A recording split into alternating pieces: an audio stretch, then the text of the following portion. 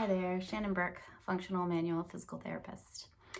I wanted to introduce to you something called the shoulder clock. So it is an active motion stretch. So instead of a static stretch, which means staying still and just holding a position, it actually is something that's in motion. So it's designed more to give you mobility in many areas as instead of like a static stretch that would give you one position that you are now stretching in. So you gain motion, but only in that one position. An active stretch that has motion with it, it actually is designed to improve the motion at many points along that motion. So the shoulder clock is something that I would give somebody who came in to my office. And first I would evaluate them and I would treat them, look at them from a mechanical standpoint to see if they have any restriction in their upper body, in their chest or in their neck, in their mid-back, that would correlate with maybe where their symptoms are. Typically people are coming in because they're having pain, or the pain is actually causing them limitation in their activities of daily living. So the shoulder clock is called a shoulder clock because if you were to be standing above the person that is doing the active exercise, the active stretch, the arms would be moving such that they would look like the hands of a clock. Starting position for a shoulder clock is hips at 90 degrees and knees at 90 degrees. On your side, you're going to need to do both sides, so pick one and then you're going to switch after. Hands together clasped here, and the top hand is going to slide out onto the floor, palm on the floor, slide it up over top of your head until it starts to bind a little bit. It'll be right around here. You're going to flip your hand over so the back of your hand is now touching the floor. You're going to have to open your chest in order to allow that hand to swing down around towards your tush, and then back up over top of your head.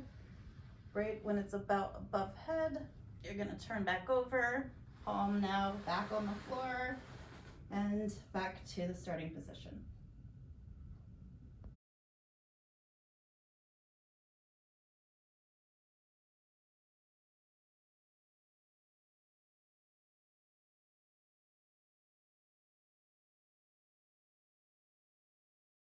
So as you can see, the shoulder clock is a physical based stretch and motion, something to do at home, a tool, a technique, so that you can feel empowered at home to handle any pain or limitation in your body.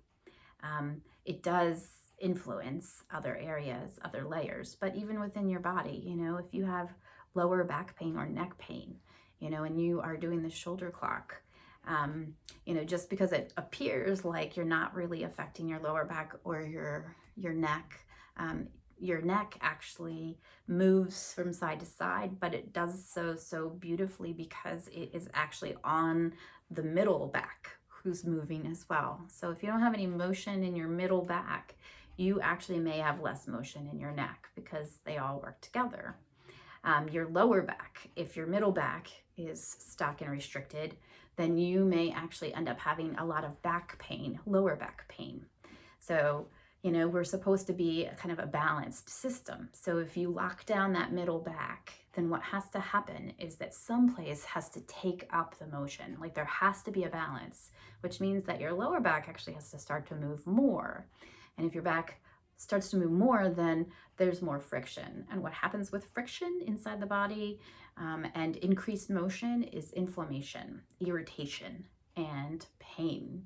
So getting your middle back moving more may actually take the weight, the burden off of your lower back. And then your lower back can actually calm down. The pain, the inflammation may actually get better. So that's just from a physical standpoint.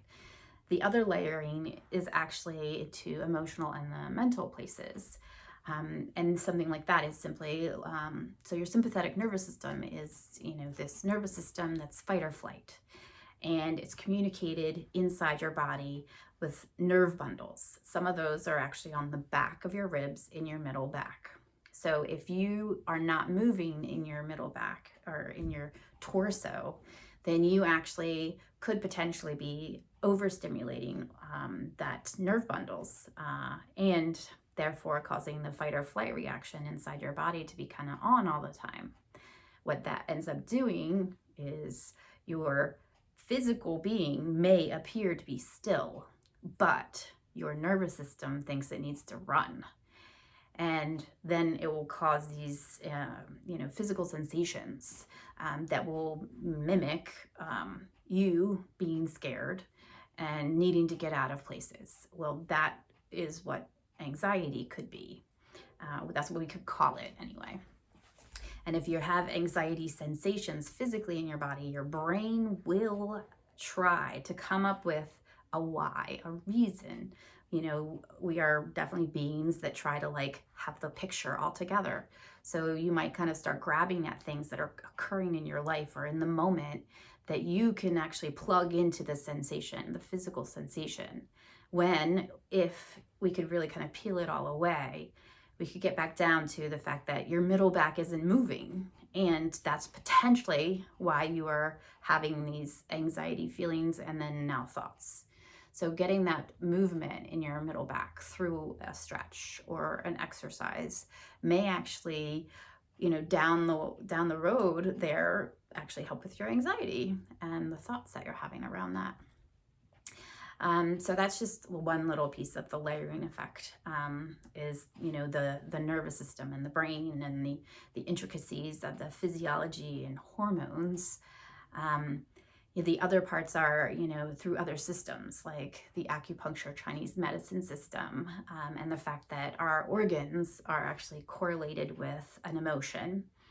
And so having a restriction in a physical sense around an organ actually will correlate with the emotional piece kind of having an issue. So for instance, our lungs in Chinese medicine are for sadness and grief. And so having a restriction in that torso, in that middle body from a physical standpoint may actually cause sadness and grief to be present in your life. And therefore getting motion in your middle back and in your torso by using something called the shoulder clock, you may actually be freeing up those emotional pieces for yourself. And remember that we need to feel it to heal it. So that sadness might then come up because you were doing a stretch, and then on the other side of it, your restriction may actually be less from a physical standpoint and from an emotional. I really hope that at least kind of introduced you to the concept that any physical motion, exercise, dancing, running, walking, anything that you do from a physical place to move your body will actually move your emotions and your thoughts. And that's, one of the extra benefits that you get from having some sort of, routine in your life where you move on a regular basis. And if it's something as simple as doing a shoulder clock, or 5 of them, every morning, you are getting motion in your body maybe that you wouldn't otherwise. So if you like this, subscribe to my channel, and look forward to talking to you guys. Drop some comments in the boxes below. You can reach me at integratedwellnesspt.com. Also, if you'd like information about my nonprofit, Just Empower Kids, we actually fund holistic treatments for kids with cancer in Maryland. You can go to justempowerkids.org. Thank you so much for watching.